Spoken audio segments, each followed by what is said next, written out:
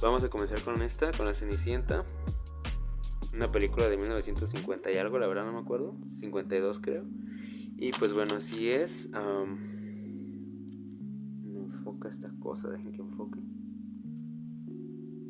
Así.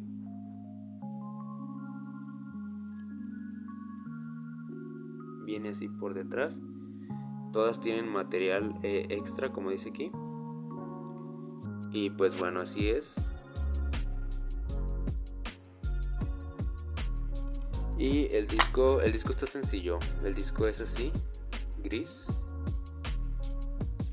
Y pues bueno, esta es La Cenicienta.